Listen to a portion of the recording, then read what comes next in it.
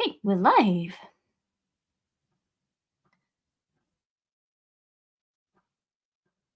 There's actually a little bit of construction noise in the background, so I'm really hoping my microphone will only pick up my voice instead. So let's see how we go. So we're live on Instagram at the moment on my phone, and then we've got Facebook, LinkedIn, and YouTube. Broadcasting from StreamYard. So hello, everybody. Let's start, hey? Hello. Welcome to this episode of the Womanly Way podcast. I am your host, Lala Angela Wang. Wow. So the content of today's episode was actually inspired by me being a bit stuck last week with the content for my podcast.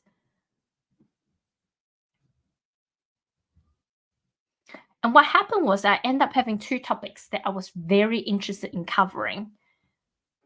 And this was one of them, right? Because this was the method that helped me come up with topics last week. But before we start jumping into the topic, obviously today we're going to talk about the art of responding and receiving and how I use my human design profile and type to help me respond, and what does the art of responding actually means, and help me receive information and how I use that to inspire my content. And so I pulled two cards out of two decks because I couldn't decide to, I guess, help me explain the content even more, delve in deeper. So the first card I pulled is out of the Tarot of the Sorceress, a Witch's Wheel of the Year, which I really love. I'm actually really loving this. It's a little bit different to the traditional tarot, so I'm having to study it a little bit more, and I'm not quite confident in doing what I used to do with a traditional tarot card, which is a monthly reading for my clients just yet, but I'm actually loving the energy of this deck. And the card that I pulled is the King of Air in reverse. And if you want to see the cards, if you're listening to the podcast, just go onto my Instagram and you will see the associated cards with today's podcast posted there. So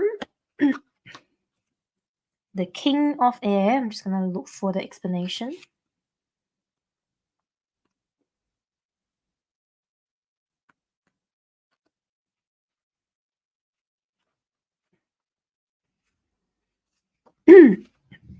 Okay, the King of Air in reverse. Pitiless, cutting, evil tongue. The King of Air is the symbol of wisdom, the absolute and insightful mind. He is able to rise to the highest height, but can also lose himself in the depth of his thinking, thus dragging you into the darkness corners of your thoughts. Those that aim to hurt others through ill-intentioned words and reasoning. So when it's upright, it's intelligence, brightness of mind, and decision making. Right?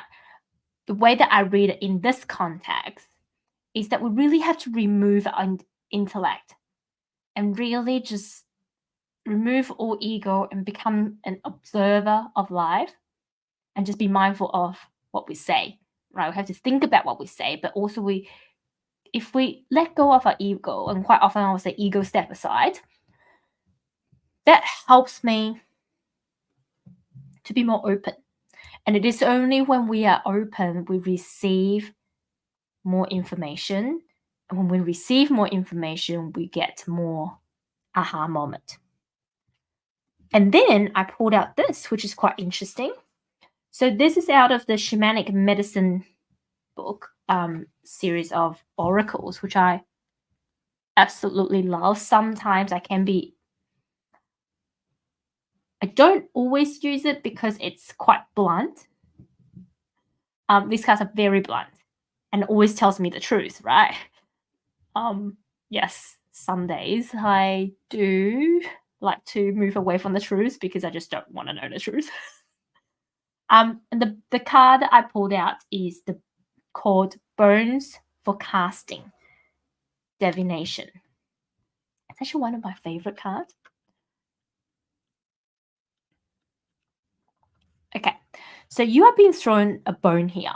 Ritual casting of crystals, beans, sticks, or bones, and the interpretation of omens have always been used by shamans to assist with changes and challenges.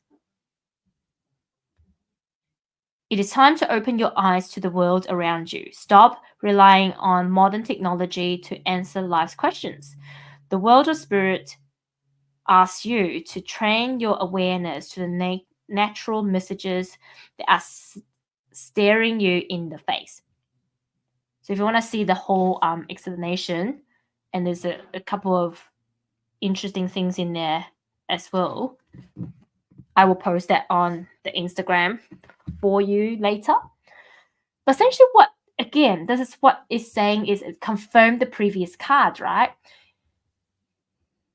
The art of responding and receiving is not relying on modern technology. It's not necessarily relying on your brain. It's actually relying on our connection with the divine, our connection with ourselves. And a lot of times it's trusting your intuition and tapping into your inner knowledge and having that trust. Instead of going, oh, no, that's not it, right? So this is a perfect segue to how I now, I guess, receive messages, but also mainly around inspiration. Human design wise, depending on which system you use. So if you look at tropical astrology, I am a pure generator. And if you look at sidereal, which is 13 sign, including Ophiuchus, I am a manifesting generator. Now, also, I'm an emotional authority. Under 13 sign, I'm a sacral authority under 12 sign. And some people be like, why do you read two different astrology and, so which means I have two different human design types? To me, it's actually quite straightforward. So the 12 sign to me reflects what a lot of us, not what we're born with, but what we're born into, because it's so ingrained in our society, right? And the 13th sign to me is what I am really here to do and learn and embody. And I think I'm lucky in a sense, whether I'm a mani-gen or a generator, it doesn't really matter. But what's tricky for me to navigate is the extra complexity of a mani-gen being emotional authority.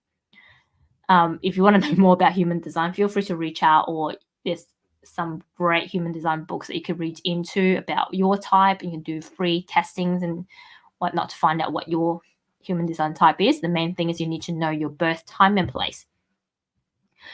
So for me, the mani-gen perspective meant that I'm a true embodiment of someone who's multifaceted and multi-passionate. I have a lot of passion. Even my manager said to me, you're passionate about many things. I'm like, yes, but there are certain things that I focus on at a certain period of time. And that used to be really challenging for me. But through this learning of responding and receiving, I'm actually getting better at it. I'm allowing myself to be a lot more focused, and I am able to be a lot more focused. But what we really want to talk about today is the sacral authority, right? Now, if you're not a generator or manifesting generator in human design, you can still adopt this. I think it's a very useful way to do your research, to generate ideas. If you're a content creator, if you're an entrepreneur, or if you're just somebody who's always curious, this is a great way to generate ideas.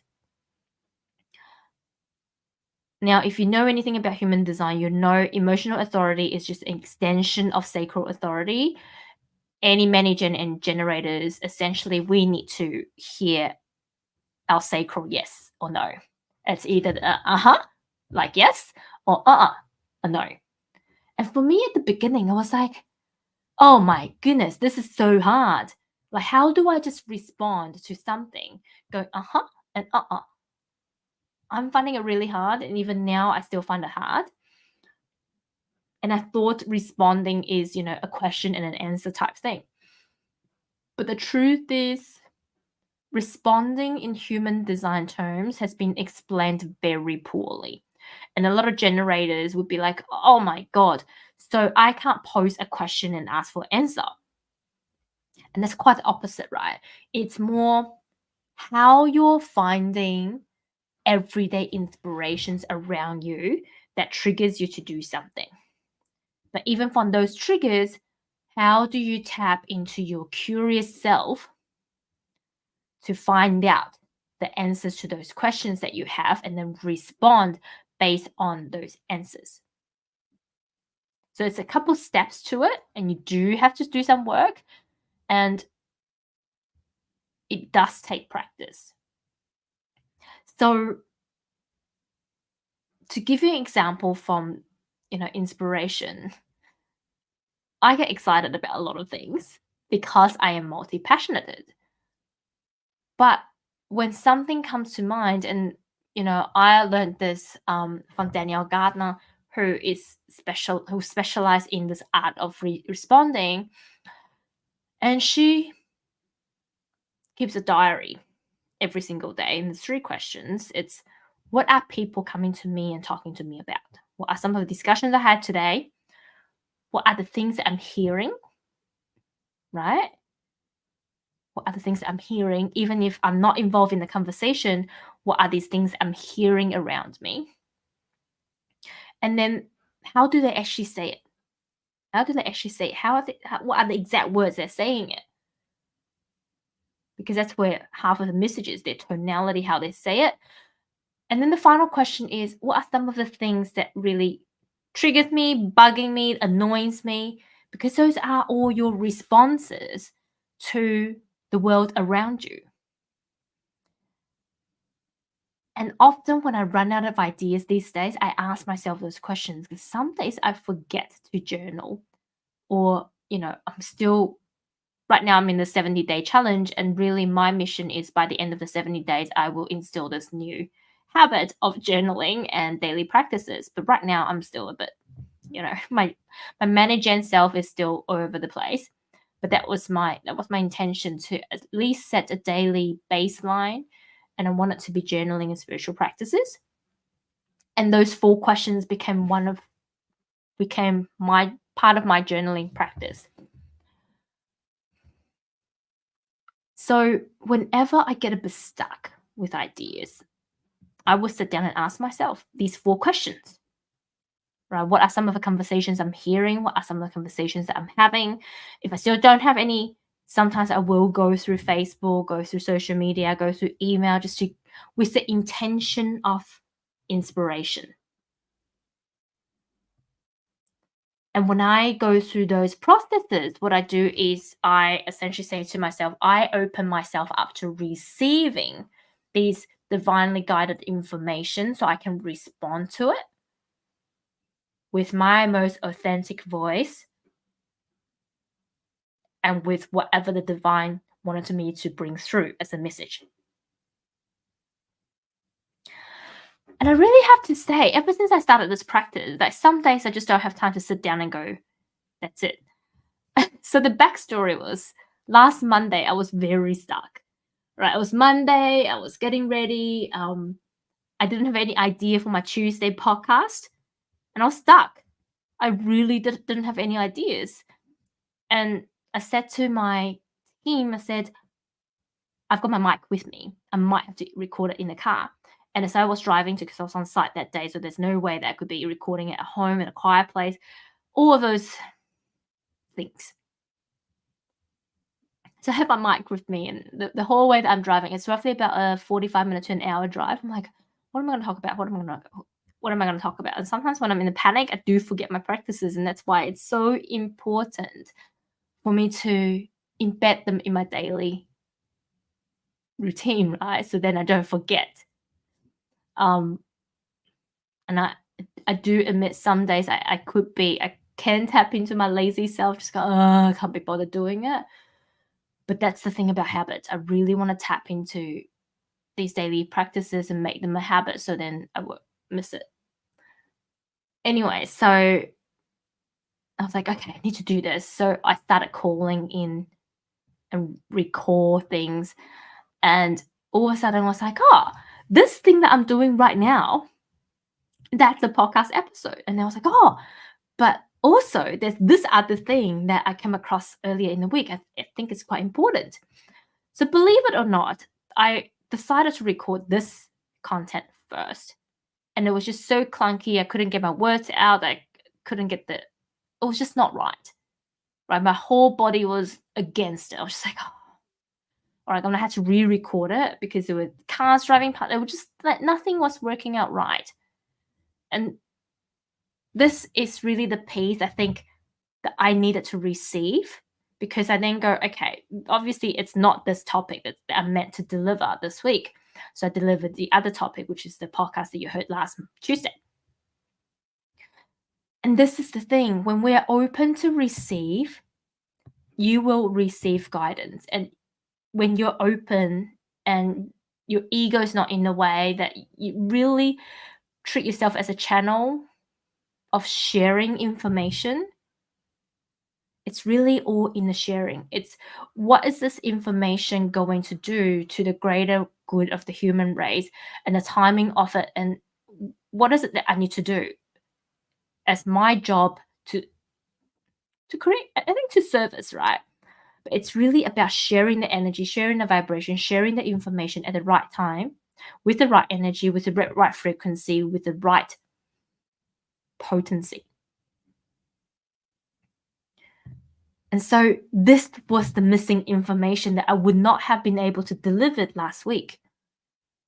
And this is why it's not just the art of responding, but also the art of receiving. They have to go hand in hand. If you just want to respond with no receiving, and if you can't open up your channels, your heart to receive, you will still have that blockage because you're treating yourself as essentially just having opinions.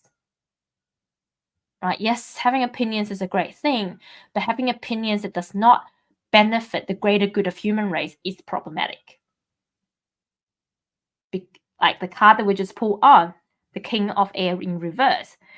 Having an opinion on its own could be detrimental to yourself, to other people. But having an opinion about something that is going to benefit the greater good of human race, it's a win-win. And we can only do that through opening our heart to receive the information. Not having agendas, not having, egos, not having an opinion. The other thing I heard today at the podcast, it's called the Next Level Soul podcast, which was recommended to me by one of our relatives yesterday. Oh my God, it's so good. But what I heard, right, was this, they were talking about the art of manifestation. And they were talking about how our world is in so much polarity. It's either one way or another. But when you are in the polarity, when you can only see one side, not the other, you're in a denser frequency, a denser energy. And when you're in that space, you will never receive. It is only when you can step into neutrality, harmony, and balance, and see both sides of a story with no judgment, then you step into the vibrational frequency of receiving, and then you step into the vibrational frequency of manifestation. Right? This is the same. When I am listening to information, when I am listening to what people are saying, I don't go in this going, I only want a certain type of information. I'm saying to the universe, send me whatever information you have. and then show me what you want me to deliver. Yes, I will have my own opinion of it, but you show me what you want me to deliver and whether that is the right opinion to deliver it.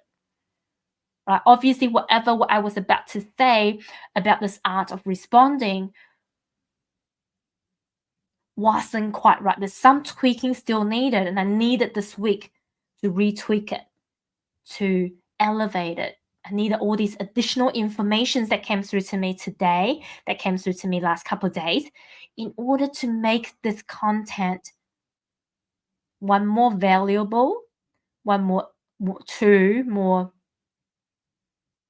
applicable, or maybe more relatable, or maybe even more in whatever way that it's meant to be for you. Right? And well, is it hard? It was hard for me at the beginning because, quite frankly, I think I had a hidden agenda. When I first started practicing spirituality, I just wanted to do it selfishly for me. And I thought that I was better than anyone else when I first started this journey.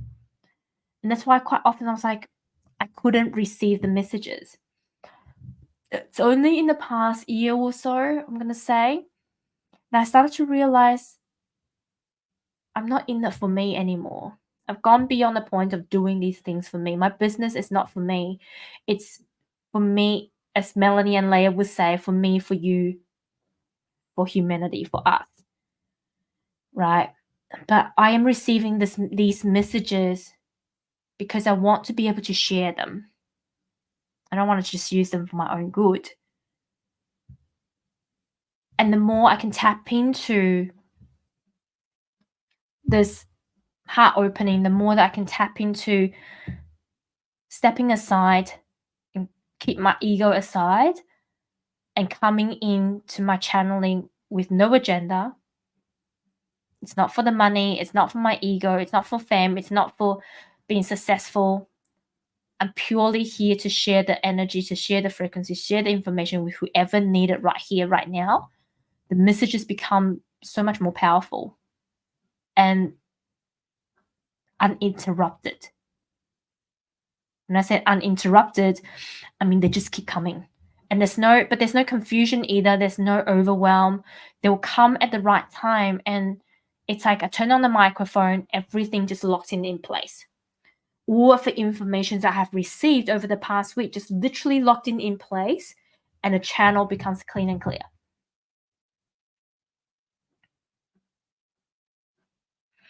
And it's because I intentionally cultivate this clean and clear channel by working on myself, stepping aside, keeping all the agendas away.